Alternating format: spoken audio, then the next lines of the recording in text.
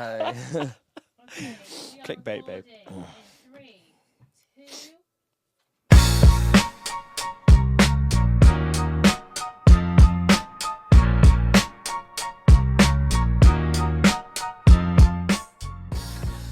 Hello, everybody, and welcome to the first ever pilot episode of In Plain Clothes. With me, Joel Benjamin. I am a performer, have been for about a decade now, and I've wanted to have a little passion project for quite some time now, and this is how it's come to fruition. I've wanted to do a podcast, like I said, for some time, but I've never knew the kind of subject I wanted it to be about. And then recently it's come to my attention that there is an area within the industry that actually something like this could be beneficial. And that is that I feel like a lot of podcasts out there, especially performer or creative ones, will focus a huge amount on the work that people have done. And especially in an industry where companies will continue to value somebody based on their work, based on the production that they give to the jobs that they're doing. Even fans and other performers within the industry, including myself, will often only know of somebody's popularity based on what they've done, but we don't actually really know anything about the people themselves.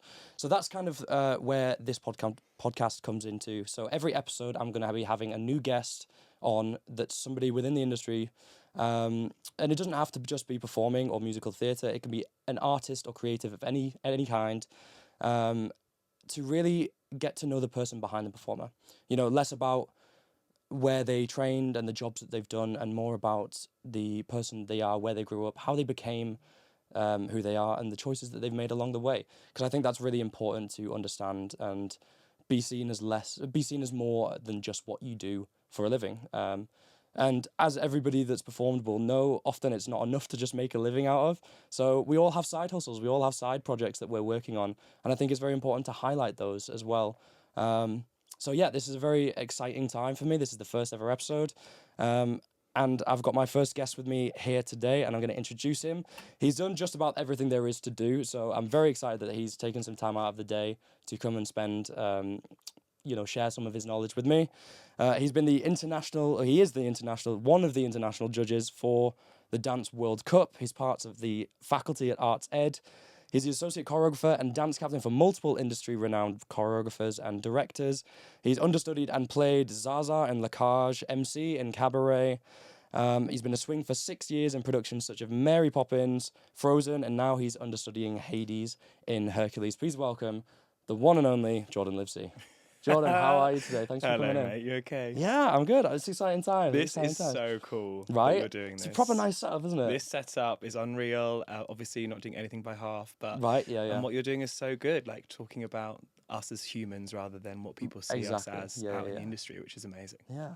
How's your week been so far? Week has been good so far. Easy does it. It's half term, so even though you've mentioned that I teach at Arts Ed, okay. I haven't had to go in and teach this week. So it's been great. It's a little bit less busy, which is great. But yeah, we're good. We're busy at work, in the show, but otherwise it's been a nice easy week so far. Yeah. Morning coffee today. Joe in the juice. Lovely. Yeah, we've got a nice kind of relaxed, cozy, intimate environment here. Vibe. This is what we want. Yeah, absolutely. Like it. Well, as I said, we want to focus on a little bit more about you and the person that you are and where you've grown up and where you've come from. But obviously, for those of people out there that don't know who you are and what you've done, tell us a little bit about how you got into the industry and where you are at now and where you want to be. Like just a little breakdown of that for us. Okay. Well, it started off with I'm from Jersey in the Channel Islands, and my granddad had a hotel. And in this hotel, they would do... Jersey had a massive tourist industry when I was younger. Yeah. Not so much anymore, but back in the day, going to Jersey was like where everyone would go for their summer holidays, and people would repeatedly go there every year. And my granddad had this hotel, and in the hotel industry in Jersey, there was these team of entertainers that were brought over from the UK under the direction of a gentleman called Dick Ray. And we had the biggest ballroom out of all the hotels. So they would rehearse their summer season show in our hotel. And it was normally during closed months, because my granddad's hotel would only open in the summer season. So from I think it was April to October. And I would be allowed to go and sit and watch, and I'd be obsessed with just sitting and watching these dancers move, these singers sing, the magicians, the lighting of it all, all the showbiz part of it. And then one day, Dick Ray turned to my granddad and said, "You need to put Jordan into some kind of stage school situation. And there was a lady called Gloria Labutlier in Jersey who ran something called MAD, Music, Acting and Dance. And I was on a Saturday morning. And so I got sent to these classes, and then it just went from there. I then did my first panto with them, and then just slowly and slowly got into it more and more and more. Did my first musical, which was The Sound of Music, played Friedrich. Very And nice. yes. So there's just so many things he's done. And I wasn't even 12 yet. Yeah. And so then from there, it became a passion, something I loved. And then I joined something called Stomp, which was stage training of musical performers. Not Everyone loves an Stomp the musical. Not Stomp the musical. Okay. No, I'm not quite that. Not at 12, yeah. Not at 12. But I joined that, and I grew up with a group of people that basically wanted to go and do theatre, and they brought over tutors from the UK. And then from there, I just went to college, and then it all just started to happen. I couldn't believe it was the dream that I once had as a kid from watching these showgirls dance around in feather packs and shoes and like big headdresses and singers sing, and was becoming my reality, which was amazing. And then got an agent really early in my third year, and then it went from there, which was crazy to me. It's still crazy to me. Yeah. I don't take it for granted, but it's still crazy that it's happening, and it's thankfully still happening, because it can fall away pretty quickly. But I've been very, very lucky. I've put in a lot of hard work, and it's paid off so far. So fingers crossed, it's not over just yet. Yeah, you really haven't stopped, have you? It's just been Luckily, no. It's consistent, been pretty consistent, and I've had some amazing opportunities. I was 24 when I understudied Zaza in La Cage aux Folles. I understudied a guy called John Partridge, and then went straight into being the alternate MC for Will Young in Cabaret. And doing that was insane. I was 24. I was well too young to be playing these roles, but I just was like, you've got no option. You've been given the responsibility. You've got to do it, as well as being dance captain for one of those shows as well. It was a big pressure on my shoulders, but I thrive off pressure, and I thrive off, responsibility, and push out your comfort zone. Push me out my comfort zone, and I'm a natural leader as well. So like I have this thing of I'll do it. Don't worry, it'll be fine. Yeah. So it was quite an environment, and then from there it just, from La Cage from 2017, I think that was, it really just kept spiralling and going and going and going and snowballing and building up. And then more and more responsibility came along. And like you mentioned, associate choreographer. I'm associate choreographer for a company called Tracing Movement, which is one of my best friends, Stuart Winter's company. And we do a lot of I wouldn't say contemporary, but it's more contemporary dance approach, narrative-led, movement-based stuff. And if he works on any projects, I'll associate for him on those, which is really great. And I love that part of it. I love the creation part of it. I love being on the other side. I also, as much as I love performing, I love being on the other side, helping people, nurture people, find the way of making the product that the creatives want as best it can be, and maintaining it to that level. I really enjoy that job. So I did Hello Dolly for Stephen Mear, and that was amazing, because we were out in Paris and we just got to look after this beautiful show in a beautiful theatre at the Lido. So just stuff like that, and it's like these little moments happen in your career, and you're like, oh, I'm doing this. This is crazy. Sometimes I'm like, oh no, it's fine. And then other times I go, what are you doing? And it really becomes like, you have to really focus on being present sometimes, because you start to forget how great it is, what you do, and the opportunities that are available, because if they become quite regular or consistent, that we're fortunate enough to be held at a standard that we continue at, that as we get older and as we continue along that trajectory, it's hard to fully remain present and be like, oh, actually I'm doing what the child version of me, the absolute dream. And it's difficult to not get bogged down in like the small everyday stuff that's just that gets us down. It's like, oh, this is annoying, And it's important to remember, isn't it? Because it's important to remember that 12-year-old you were probably very proud of where you are now, of that little dream, what was, of a little boy from Jersey or wherever you're from, and then now you're doing it, and now sat in a podcast studio talking about the stuff that where I'm Your at now. incredible career, It's crazy. It's crazy to do, and when you think about it, you go, oh yeah, actually, we're doing the thing, we're doing the musical, we're doing the play, we're doing whatever it is, the film and TV stuff, whatever it is you're wanting to do, and you're like, oh, even can get bogged down in the dramas of it, or the stresses, or the issues that come up in our industry. But the essence of it is that you're doing the thing that you've always wanted to do. So I've been very, very lucky. Very, very lucky. Yeah. And was equity debt on most contracts also something that you had in mind to do? Equity debt, my goodness. If you're in equity debt, good for you. Like, that is a hard job. I'm equity debt at the moment. It's a great job. It's it's voluntary.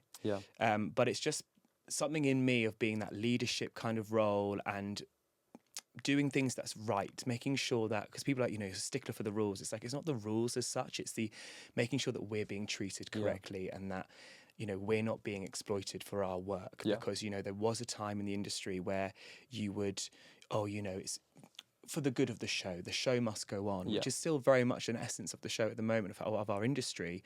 But we have so much more information and so much more guidance and mitigation in place that we can guide things correctly and make sure we're not being exploited. And that all just started by me being asked on Mary Poppins just before COVID hit. Hey, do you want to come and learn how to be one? I was like, oh yeah, I'll learn. Young me. I was like, yeah, sure. And then COVID hit, and I was like, okay, so I've got to learn how to talk about this, talk about that, talk to producers. And thankfully it went really well. And then slowly I created a great relationship with Equity. And I think I have a natural ability of being able to speak to people who are in high-end jobs, or for example, our producers, for example, of any show, and not make them feel inferior of what I'm saying or trying to catch them out. It's just going, hey, just want to let you know, this is what we've agreed, and so we need to keep it to that. So Equity is a fun thing. It's a big thing. We had a big time on Frozen on it because we got to record for Disney Plus, which was amazing. But that was a big negotiation moment of sitting with Disney, the leaders of Disney, and asking them to pay correctly, for example.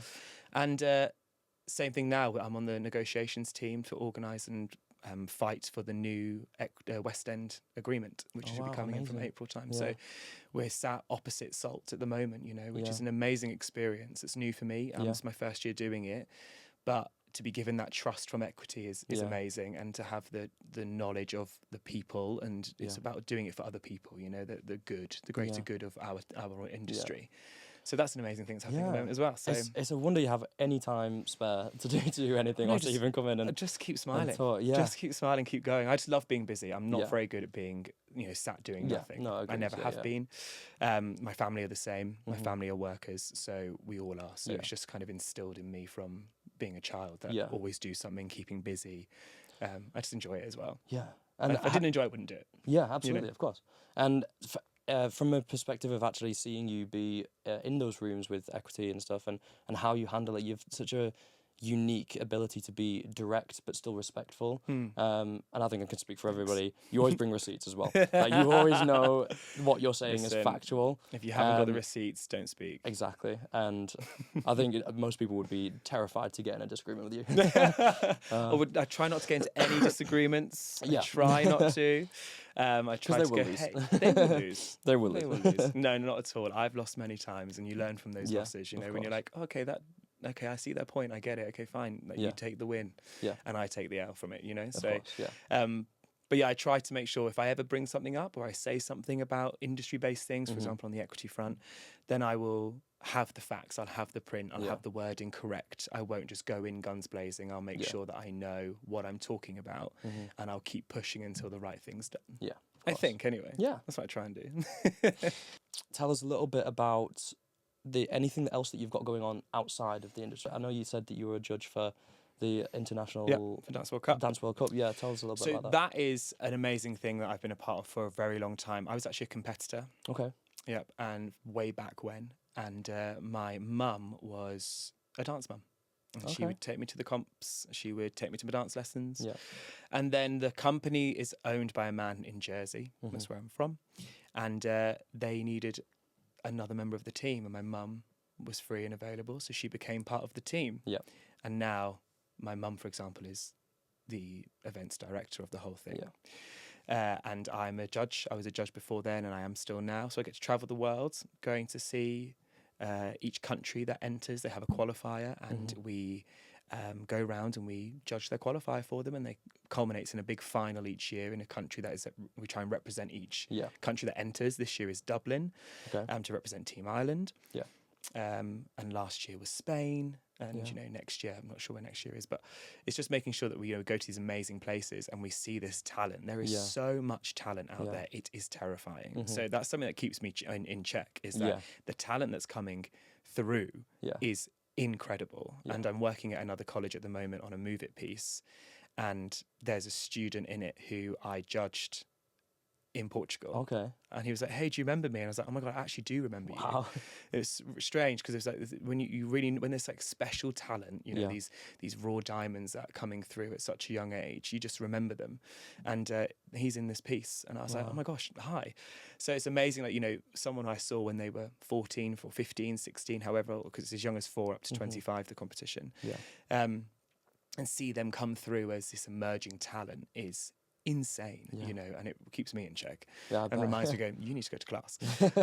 But even in my older age, but it's like, I absolutely love it because you get to see the world, get to see different cultures, go and see different people, different ways of living, different ways of working. Yeah.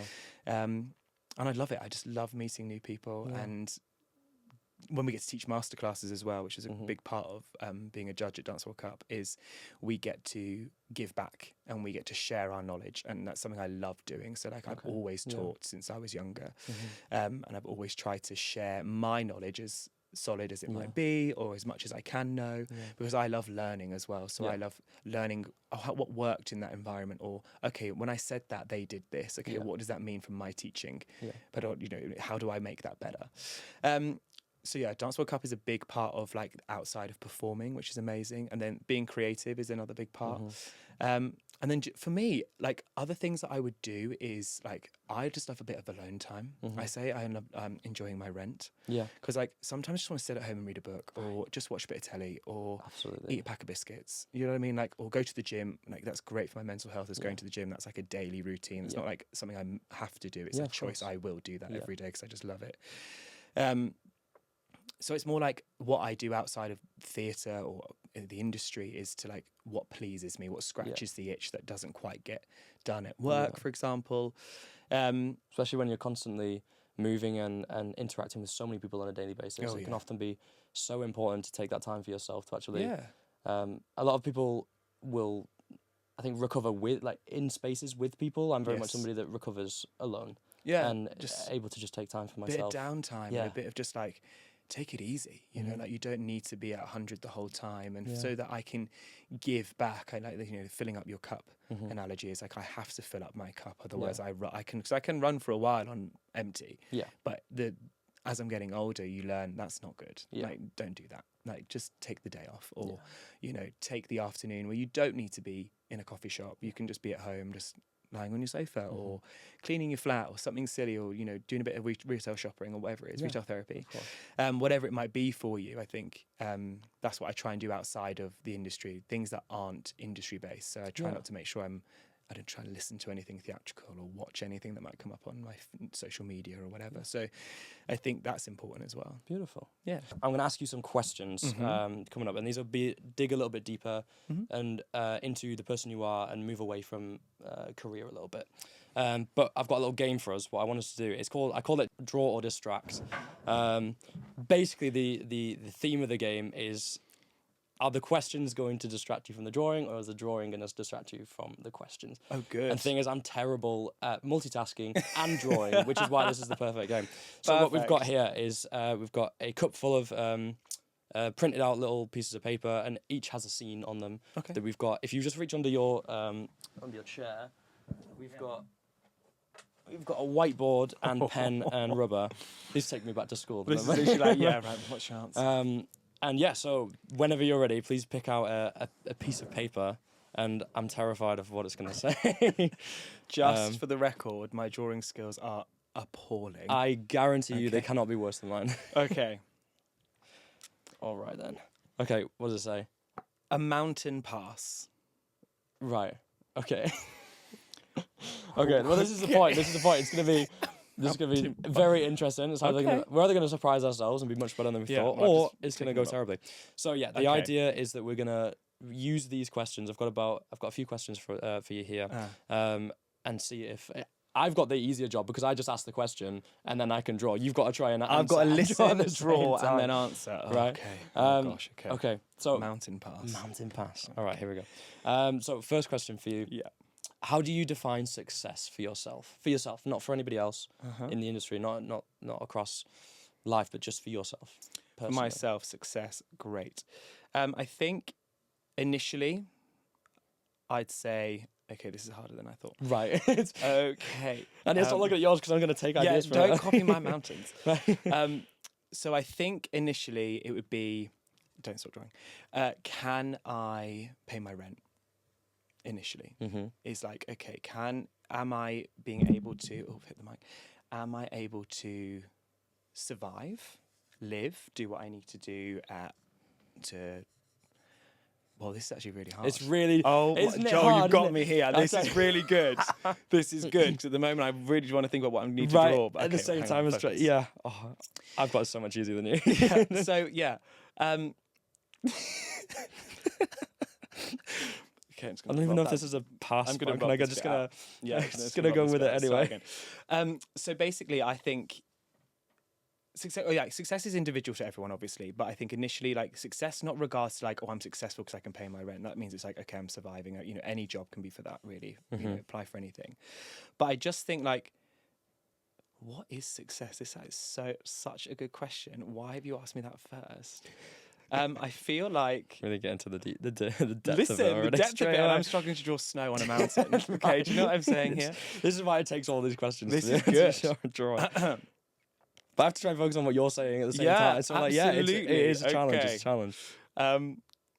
Success is a great question. I think being happy in what I'm doing Yeah. is the main thing. Like, I wouldn't want to do something. I don't think I'd be successful if I was in a job where I was completely miserable the whole time. Like, obviously, jobs, you know, peaks and troughs. Yeah. There's no like, there's no kind of like set gauge of what success is, I guess, with a job. But for me, I think in our industry, it's like doing the thing that I've always wanted to do and being good at it and, you know, applying skills that I've learnt and applying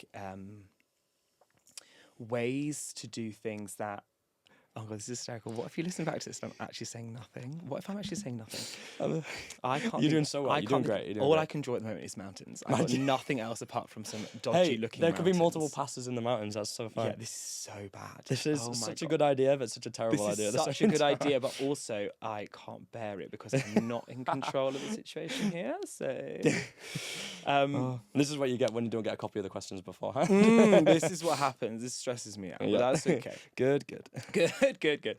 Yeah, I think it's about the way you feel in what you're doing. Success, you know, because I wouldn't want to think of success as being like. Because here are a lot of people in our industry would say success is making it to the West End, Right. Yeah. and it is not that. No. It is not about being in the West End. Yes, that is like some people's top of the mountain that they may want to do, and it is amazing to do. And please don't get me wrong with what I'm saying, but as in like, I just feel like there's so much more to our industry that success doesn't have to be what we think other people will deem it to be. And I think in our industry, we're so worried about what people think of us if we go to class, how we were talked to at college or whatever.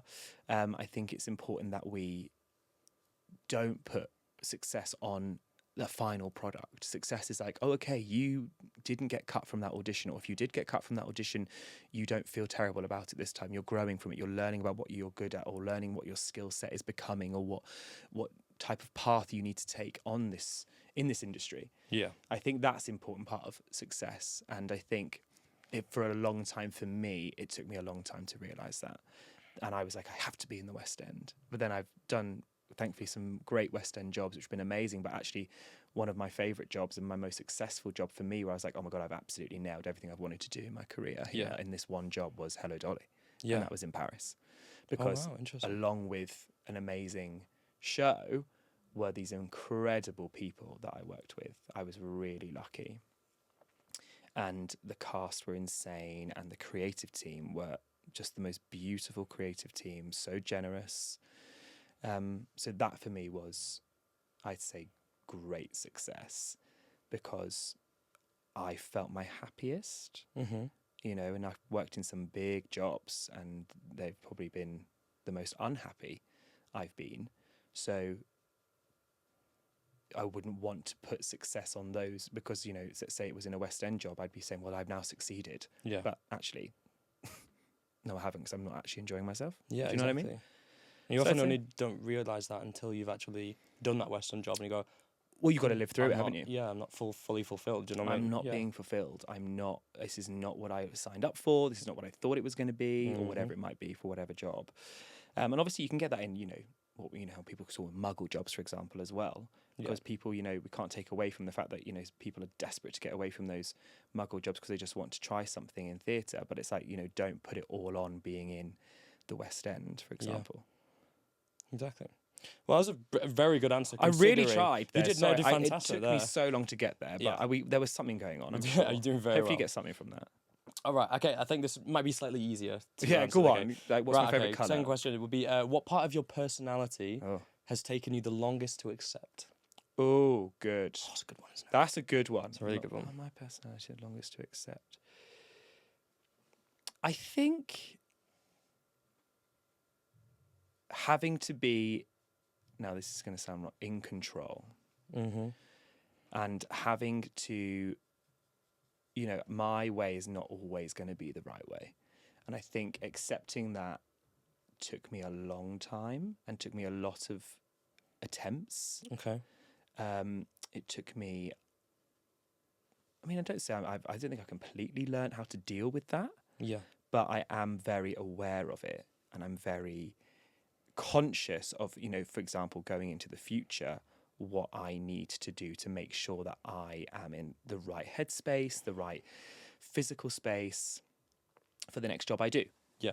And I think that's the big thing is I am a natural leader, like I've said, but I need to lean into that to make sure that I then have fulfillment and I have joy, I'd say. And that's in all parts of my life as well. And also in learning how to deal with it, say with a partner or something, of how to release it. Because when you're sharing space with someone, you have to be able to let that go, or like compromise slightly and give and take because it's two people involved or whatever it is. Yeah, you're absolutely right. I'd say that would be the biggest learning curve with regards to like which ones to accept. Yeah. Perfect. What motivates you when no one's watching? Oh, I really have nailed it with these questions. you have. My gosh. What motivates you when no one's watching?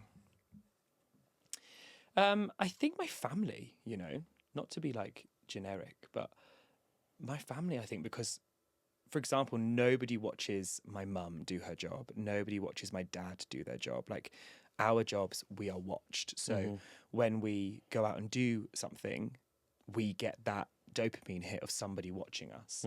But I think what's really important is to remember there are people out there that just do their job every day. Yeah.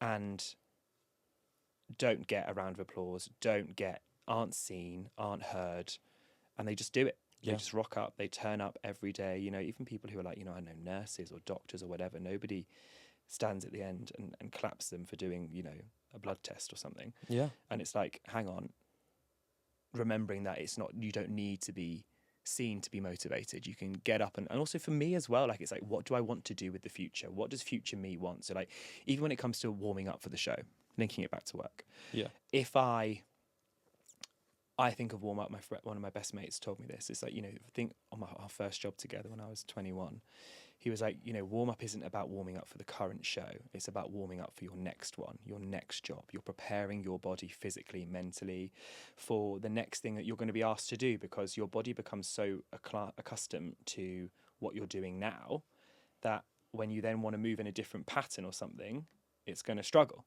Yeah. So I think it's important to make sure that those motivational moments come from you wanting to be prepared for the next thing you're going to do, whatever that might be. You might be wanting to, say, for example, in the industry and you want to leave the industry. It's like, okay, I want to be mentally prepared to become this accountant. So I'm going to go make sure my, quick maths is good, my mental arithmetic, all that kind of stuff, or like my basic skills on the computer are better, or whatever it is. It's preparing ourselves to be like, okay, because at the end of the day, no one's going to do it for you. Nobody is going to stand up and get the next job for you, or go and do the interview or the audition for you. So you've kind of got to, that's like what I was taught at college, and we were really held accountable at college for our own actions. Like where I went, were treated like an adult straight away. So even when you were 18, it was independent. You were out there on your own. They were supporting you. They gave you that warm hug. They like encouraged us. Yeah. But we had to look after ourselves. Yeah. So I think because we were looking after ourselves, I think you create this self-motivation for yourself anyway. Yeah. And then you have no option. And then it becomes instilled. And that work ethic, I think motivation is linked also to work ethic. So A bit more actual preparation for life and yeah, for the industry absolutely. as well. Yeah. And like I feel some like people colleges lack that a lot now. yeah, a lot Yeah. a lot of them do. And you have this kind of motivation. I think when I'm saying work ethic, you're either born with it or you're not. Yeah. You know, there's something I say to my students is I can't teach you work ethic. That's up to you. I can encourage you to do something, but I can't make you do it. Yeah. Do you know what I mean? Like I can't make you want to come to class. I can't make you want to put the extra hours in. But what I can do is instill this kind of like, oh, well, this is what I expect. Yeah. And that's kind of what was kind of expected of me. I don't know, when I was younger or as an adult. So I've just try to keep it forever. So I think Beautiful. work ethic builds your ability to hold yourself accountable. Yeah.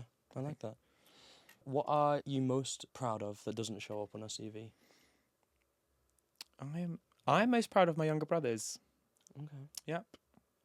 Personal thing would be for me. Yeah. Because my proud moments are, things like I listed for you, like that's for career. But I've got 2 younger brothers, there's 10 years between us. And they are thriving in what they do. One is a football coach and PE teacher and lives with his girlfriend somewhere in South London, South England. And my youngest brother is a DJ. And we're so different. The 3 of us are so different. So different. But we're all doing really well in what we want to do. Yeah. And I think, like I said, that comes from having a work ethic from the type of family I've got. But they've just got this drive to do it their way. Like my youngest brother, Callum, he has got no fear. No fear, like no fear of rejection, nothing. We'll just be like, yeah, I'm going to do this. I'm like, have you asked them? He's like, oh no, I'll ask them, it'll be fine. Where I'm like, oh no, I'm just going to go and ask them first. And then if they say no, and then I'll think about something else. But with him, he's just like, no, I'm doing it. This is what I'm doing. And he does it and he succeeds and people love him for that. Yeah. And then Kane's just so driven, as always has been, about football. Yeah. And unlike me. And he's just doing exactly what he wants to do, and he's curating the life he wants to create for himself by being a football coach and trying to get to the top of his game that he wants to do. So I think that's them. Okay. Yeah, I'm proud of them really, because when you're an older brother, it's 10 years between us. So we've grown up very differently. So I've watched them grow up. Yeah. And rather than growing up with them. I mean, it says a lot about your parents. It says a lot about your upbringing, that all 3 can be so different but still have the same drive and want the same things out of life. 100%. Without that, presence of competition or jealousy. 100%. Such different things as well. It's so different, so different, but been so encouraged to do different things. Callum was he tried everything. 1 week he's being a guitarist, the next week he's going to play cricket, and then he wants to do ballet, and then he wants to do tap, and then he wants to, right? Do you know what I mean? Literally, just wants to try a bit of everything, and then settled. He's an amazing DJ. Wow, this is really cool, which I like. So. One of those annoying people that's just good at everything. Is he just turns his hand to it and just has a go, and then you're like, right, okay, then I'll just do my thing over here. You have fun. Tell me about an insecurity of yours that you're still currently working through. Good one. Insecurity. I think is this an insecurity? I think it's rejection. Okay. That's quite a bit. It's like a bigger statement, but it's more the feeling of being embarrassed about being rejected about something. Okay. So whether that's work-based, life-based, anything like that, I think that would be my biggest insecurity is, oh gosh, I won't put myself in a lot of positions that I could succeed in. Okay. For the fear of rejection or for the fear of, I don't know, other people's thoughts on it, which, for some people who haven't asked me that type of question before won't think that would be a very Jordan Livesey answer. Yeah. But I do things that I try at first that I feel like I will be really good at, and I have made some of them stick, like my teaching, for example. But there's a lot of things I probably would like to do or I haven't done yet, that for fear of maybe failure. For fear of failure, for fear of critique. Yeah. From people. I've learned to get better at it within performing, because you know, you just have to go in and you just have to give it something. Do you know what I mean? You have to try something. You have to face that. You know, some people thrive off being told no or rejection or of some kind. Yeah. Whereas I don't know if I do Okay. thrive off the rejection part of it. And you have, obviously in our industry, we had to learn very quickly how to deal with that. Yeah. Because Rejection's a huge part it's of like literally career, every day, Mm-hmm. or can be, you know. So that was that would be probably my biggest insecurity, is fear of rejection, and then what comes with that. Yeah. And I'm working on that. No, I really am putting myself in these positions. I'm having meetings about things and having conversations where I don't know, talking about myself more. I mean, I'm on a podcast talking about myself, but this is, you know, different. Yeah. But it's like putting myself in front of managements and going, hey, this is what I want to do. Yeah. How can we make this happen? Is there space for this to happen here? Yeah. You know? Yeah, absolutely. That's kind of what I mean by Yeah. We'll do one more, and then, because I'm pretty much finished with mine, I don't think it's going to get any better than this. Listen, So- mine It is- is honestly, I'm no artist. Now, this is not an insecurity either. Like, I'm not going to go down the No, artist route. me neither. I'm gonna very leave. happy with that. Whoa. When was the last time you surprised yourself? Oh, wow. Joel, listen here. Right. These questions. Mm. When was the last time I surprised myself? I think pretty recently. I had a conversation with some management, and they weren't expecting the content of the meeting. It wasn't a bad meeting, it was a conversation. Yeah. But I put myself forward and I put myself out there for something, and I was really surprised at the reaction. Okay. And I was really surprised in how I felt afterwards, and surprised in how, it's kind of okay to do that. Like, it's Yeah. okay to put yourself forward into a position to try and get something, to try and better yourself if you want Yeah. to. Absolutely. You know, that'd be my biggest, most recently. If I could Okay, just think yeah. about most recently, would be that. Amazing. Well, Yeah. thank you for sharing those answers. You're welcome. Are you Thank ready for to share asking. your drawing? I don't think That's I the am, question. because it's like honestly appalling. Let's see. Did you want to show the camera? Oh, me first? Yeah, come Oh, on. brilliant. Like, there was an This idea. Like, is so, a- so Okay, they look yeah. like stop signs, but these down here Okay. are the passes. the Yeah, you go through them. They're the passes. those are the passes. Yeah. Okay. Wonderful. I think that's amazing. I mean, very, very strong and bold, very confident. Yeah, think I that's- had to do the colouring into focus Yeah, fair. That's fair. why Like, the snow's a you different could colour. use those moments to find to the actually answers. find the answer. Because when I was drawing squiggles, I was all over the shop. Couldn't Well- have told you what your name was. I think. I think it's a lot more like defined than mine. Mine's a little bit just like doodly, but this is Oh no, good. mine. I've Oh, gone, no, I've gone more good. with the pass going like up here. Yes. And I got some trees and You got like the bridge. I got a little. Why I didn't I got, draw a bridge? got a little bridge. I got another bridge going between two, but like Oh, furious. some of these raindrops are going to the side. I don't quite know how that works. The wind. but- The wind. Yep. The thing is, there's a mountain so, pass in a yeah, show I so- did, and you've basically drawn it how the show looked. I'm gonna do a little quick fire round with Yes, you. I'm okay. gonna hit you with some basic questions, and I Yeah. want you to answer get it some off the top of the basic dome answers. as quick as you can. Yeah, whatever comes to Okay. your mind first, Okay. even if it's wrong. Oh God. Okay, you ready? Yeah, Here we I'm go. ready. I'm ready. Nice and fast. Number one. Yep. What's your guilty pleasure? Oh, chocolate digestive biscuits. Lovely. Sunrise or sunset? Sunset. Nice. Sweet snacks or salty snacks? Oh, sweet. Ooh. Comedy or drama? Comedy. Big plans or no plans? Big plans. What food do you never get bored of? Oh. Specifically, if it's chocolate, specifically. Specifically, it would be a really good question, actually. For so many TikTok. TikTok buttons, chocolate dairy milk chocolate buttons can't get cold from the fridge. What's something you'll always say yes to? My friends. What's a tiny annoyance that gets to you? Laziness. Biggest red flag in a partner? If it's not laziness. Laziness. Biggest red flag. Over. Like demand. If you could be in any country right now, where would you be? Italy. Favorite food cuisine? Italian. Favorite day of the week? Sunday. Yeah, me too. That's our day off, by the way. That's the day off. What's That's what I your meant to. default outfit vibe? Black. As I'm wearing today. All black. Early bird or night owl? Night owl. Big night out or quiet night in? Oh, it's a real 50-50 on that, but I do love a big night out. Okay. Well done. That was good. That was Thank probably within you. like 60 seconds. Yes, You smashed that. I'm thrilled for that. That was good. They're Love good questions. that. It's been absolutely amazing having you on, getting This to learn a is little so bit more cool. about you. Just before we go, Yes. I have one little question for you. Oh, God. And to send us out, and that is, do you have a most embarrassing story or worst audition ever? Oh, God. Story. Okay.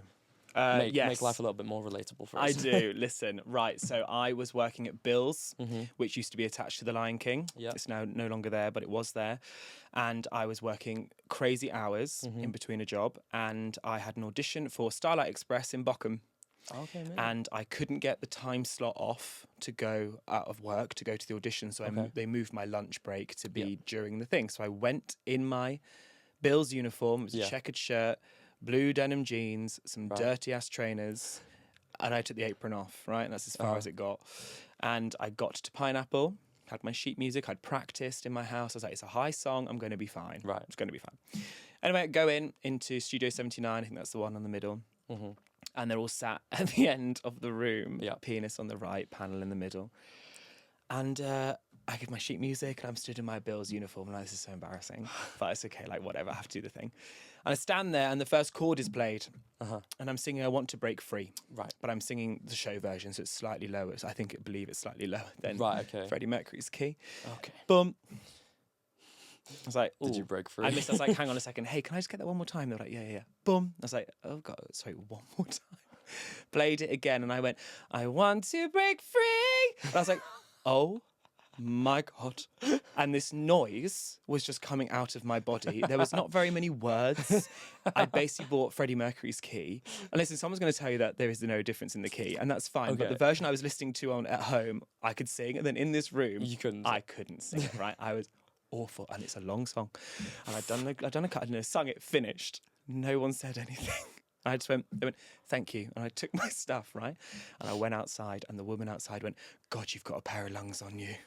It was so embarrassing. I was awful. Like, as in every single note was awful. Did you get a recall? No, did I? Hell, not a chance. The thing that makes that better is if you had been amazing, the Bills uniform would have mattered. But the No. fact that you were in Bills Exactly. and it was awful. It's in a just Bills makes that, like, uniform. this guy just came in off the street. I don't know if he's ever worked here before. Oh, no, listen, honestly, it was like I'd never sung the song. Had I even seen the sheet music? I heard, though, I could hear in that opening chord, boom, that I was like, that's in the wrong key.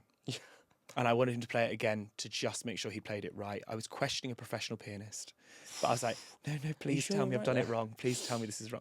It was awful. And I was like, there's like tenor and then there's like, you know, that kind of tenor. Yeah. And I'm not that kind of person. No. I'm like legit musical theatre. So the fact I even took that song in, have I ever sung it again? No. No. Do I have the sheet Immediately music? out of the rep, No, yeah. it's gone. That was honestly, I still like talk about it today. It's awful. That's probably mean- my worst experience, as in like, I see. you know, other than like a pantomime cattle call ensemble dance audition, which Yes, is yeah. chaos, or back in the day It's when they used to do it awful. like Yeah, that. yeah. That's probably my worst. When I stood on my own. I On mean, my own in that's the middle of the that's a room. perfect story. Thank you so much for coming Thank in. you, It's such a Joel. pleasure being able to talk to you a little bit deeper about Yeah. where you come from and the person you are. If you want to see the full version of this, if you're listening on Spotify or Apple Music, do put the actual full filmed version that if you're watching now on YouTube channel In Plain Clothes. So please watch that if you fancy seeing these drawings live, or you can follow me on Instagram as well, where we'll also have these wonderful pictures live. Yours is and- actually really good. I'm But just looking at it. I'm stop it, so yours is cross. so much better. No, I'm not. I'm so cross. Mine's 4 mountains and some stop signs. Yours looks so good. I'm so annoyed. Oh, no, Anyway. don't worry. No, I'm never going to be an artist and I'm okay with that. But yeah, feel free to check it out on YouTube if you just want to see Jordan's lovely face and smile a little bit more, and you can ignore me, so that's fine. But again, thank you for coming in. Thank you so much, Joel. Loved it.